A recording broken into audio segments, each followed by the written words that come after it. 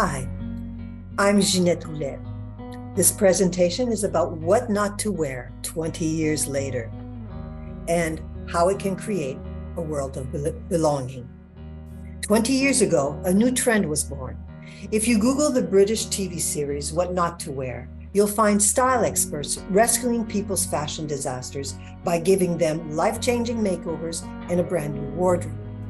Today, 20 years later, the internet is providing us with YouTube videos that strongly suggest that new clothing is what not to wear. This is my story in support of this. Everyone on the planet wears clothing. That is surely one thing that unites all of us. Styles and textiles show us how people belong to their community from a social, ethnic, religious, and cultural point of view. The fashion industry is renowned for its creativity, originality, and innovation. And for us who wear the clothing, we are being creative every time we dress up for the day. No matter our style, no matter what our culture dictates, clothing creates belonging. If not new clothing, then what is the alternative? What about thrifting? The concept of thrift dates back to the early 19th century.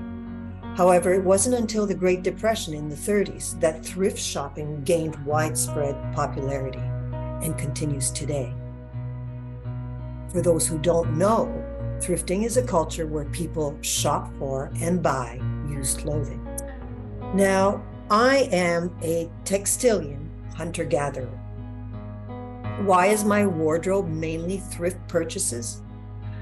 I love hunting for beautiful and unique clothing and textile, unique style, unique brands, and of course, affordability. As a sewing hobbyist, or a textilian as I like to call myself, I've been thrifting and upstyling pre-loved textiles for many years. My passion for searching for pre-loved clothing and textiles has grown through the years. My sewing workshop now houses only used textiles, which inspire me to be creative in the production of clothing and decor items. As a Wisdom graduate, I've been sharing my passion for textile transformation with others. I've never thought of creating for others.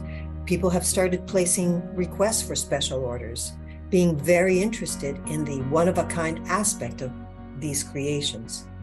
This has also enabled me to increase awareness about textile transformation and help others make more eco-friendly choices when buying clothing.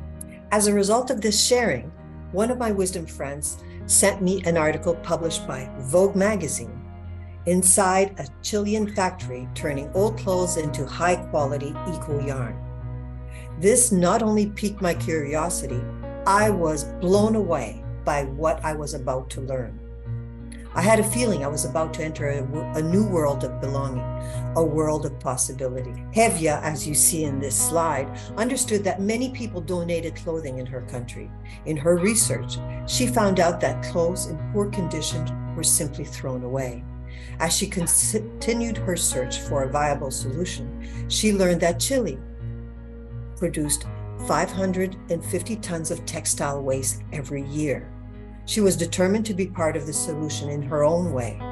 She purchased an old yarn factory and created EcoStex. This example is very important to me. One single woman's curiosity from another part of the world.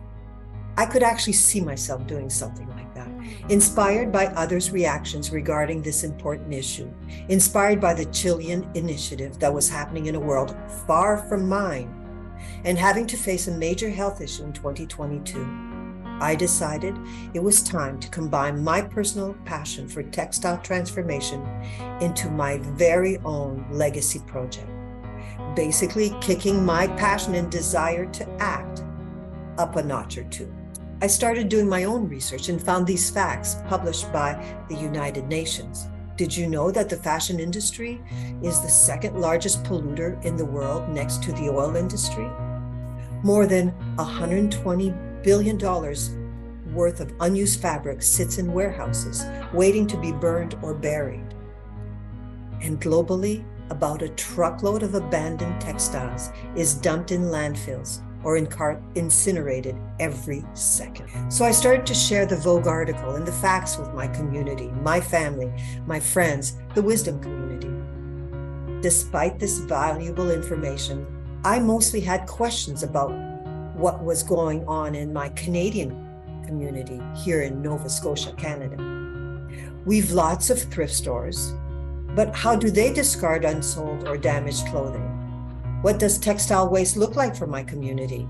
Have we looked into this? If not, what if we did? What if we could have a positive impact on our environment by avoiding textile waste in our landfills? As a member of the local Rotary Club, I remembered that one of our community development pillars is protecting the environment. So again, I shared what I had learned and what my concerns were.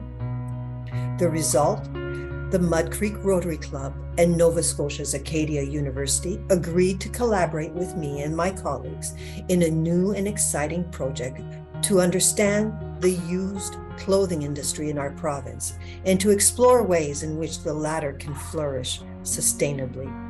I am happy to say that 3 students are currently working on this exciting project. I am again blown away as we begin our research. We're finding an entire community in the world that I now belong to, a world where innovation and creativity are key to the waste solution.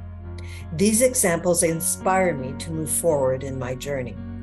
In France, a young architect is transforming used textiles into decorative and insulative bricks. In Sweden, the IVL Institute invented an automatic sorting machine to assist in textile recycling. In Pakistan, they're transforming used and damaged jeans into new jeans. In Italy, they've invented a machine that has automated the tearing of textile to also assist in textile transformation. My purpose for sharing this information with you is the hope that you will be inspired to belong to the community of solutions as I do. From my little hobby, to my workshop, to one article, to a research project. Thrifting, textile transformation, and the community research, how is that creating a sense of belonging for me? I now have a real sense of belonging to a community of solutions. So what not to wear? Next time you look into your closet or next time you go by a thrift shop, remember this: the most sustainable piece of clothing is one that already exists, may it be in your closet or from a thrift purchase. I invite you into my textilian's world of possibility. Thank you, merci. To my wisdom community, my family, my friends, the Rotary colleagues, Acadia University staff and students, none of this would have been possible without you. Merci.